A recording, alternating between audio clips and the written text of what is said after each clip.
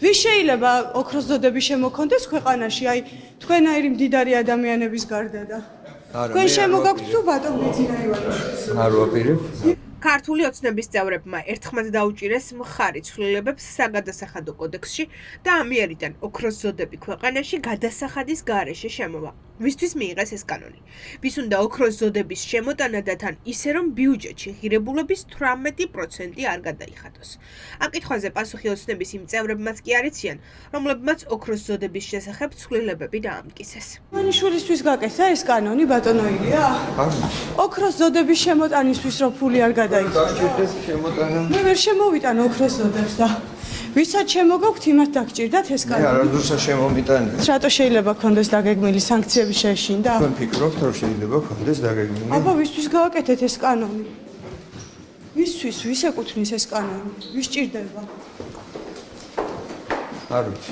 ივანიშვილის გარდა ვინ წარმოგიდგენიათ რომ შეიძლება ქვეყანაში ოქროს ზოდები შემოიტანოს? იცნობთ ეგეთ ადამიანს?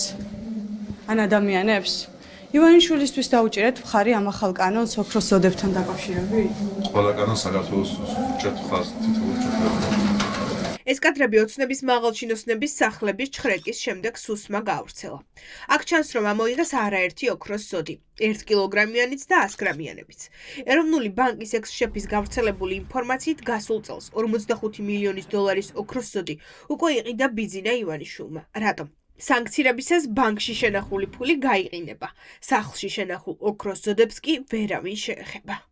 ეს კანონი ვისთვის შექმნით ახლა ოფშორების კანონს გავს და ეთყობა ბიძინა ივანიშვილს უნდა ოქროს ზოდების შემოტანა ქვეყანაში. ხილად მოიქეცით? თუ გაჩერდებით არ წავიქცევ. ბიძინა ივანიშვილის ფინანსურ მდგომარეობასაც უფრთხილდებით როგორც ჩანს და ეს ოქროს ზოდები რომ შემოიტანოს ივანიშვილისთვის გააკეთეთ ეს კანონი? ბატონო გიორგი, გვიპასუხეთ თუ შეიძლება? თქვენ ხომ არ შემოგაქვთ ოქროს ზოდები ქვეყანაში, ან ვის შემოაქვს ეხლა რომ კანონს მხარი დაუჭირეთ? ვისთვის არის ეს კანონი? თქვენთვის. მე ვერ შემოვიტან ოქროს ზოდებს და ბიძინა ივანიშვილს შემოაქვს ოქროს ზოდები? კარგი. ივანიშვილის გარდა ვინ წარმოგიდგენიათ კიდე რომ ოქროს ზოდები შემოიტანოს? მითხარით? თქვენ. საგადასახადო კოდექსში ცვლილებები უკვე ასახულია. მომავალი წლიდან ოქროს ვინც შემოიტანს, ვინც ოქროთი ივაჭრებს, გადასახადებს არ გადაიხდის და ფულსაც დაზოგავს. ეს ძალიან ჰგავს ეგრეთ წოდებული ოფშორების კანონს, რომელსაც ინვესტიციები უნდა მოიტანა, მაგრამ ქვეყანაში რეალურად მხოლოდ ბიძინა ივანიშვილის ქონება მოიტანა. ნახატები ოფშორული კომპანიები და მრავალმილიონიანი ნივთები, ოღონდ ისე რომ მას ზედმეტად ლარიც არ გადაუხდია.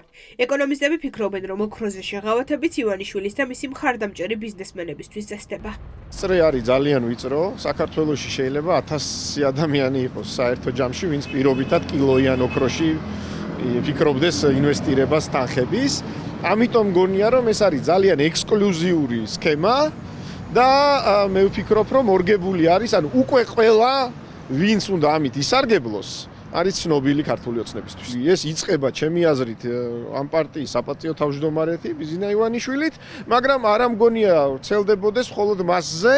დღეს ძალიან ბევრი მსხვილი ბიზნეს ფიქრობს მოხდება თუ არა მისი დასანქცირება. შესაბამისად ეძებს გზებს როგორ გადაიზღვიოს ეს რისკი და ასეთ გზად როგორ ჩანს დაინახა ოქროში თანხების ჩადება. ქართული ოცნება აი ამ წყალებში პარლამენტის სახით ეხმარება მას რომ სახელმწიფო ბიუჯეტში ნაკლები თანხის გადახდა მოუწიოს. ეკონომისტები ფიქრობენ, რომ ოქროს ზოდებში ფულს ის ხალხიც დააბანდებს, ვისაც ივანიშვილთან სიახლოვის გამო სანქციები ემუქრება.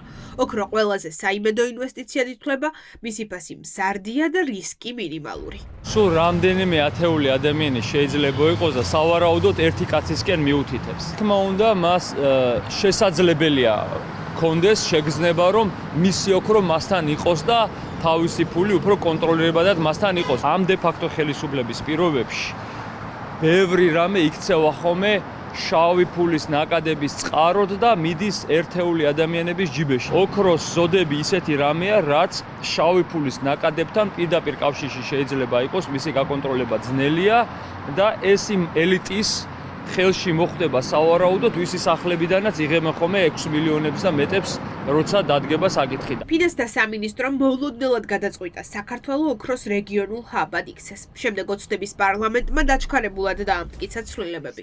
ამის წინაპირობა ეკონომიკაში ნამდვილად არ ჰქონია, ამიტომ ეკონომიკურ წრეებში დარწმუნებულები არიან, რომ საქმე ერთი კაცის დავალებების შესრულებასთან გვაქვს. ხო, კავშირი ნამდვილად იკვეთება ამ ორ ფაქტორს შორის და რეალურად ეხლა ამას რაღაცა ეკონომიკური მდგენელი თან ნამდვილად არ ახლავს. ჩვენ ვნახეთ უკვე არაერთი ყოფილი ჩინოვნიკის кейსზე, რომ მათთვის ძალიან მნიშვნელოვანი არის ქეშისა და სხვადასხვა ასე ვთქვათ უძრავ-მოძრავი ქონების შენახვა იმისათვის, რათა საერთაშორისო სანქციები მათ სერიოზულ პრობლემას უქმნიან. დღე-დღეზე ცვლილებები ამოქმედდება და ცხადი გახდება ისიც, ვის სურს და სჭირდება სასწრაფო წესით ოქროს ზოდების დასაწყობება.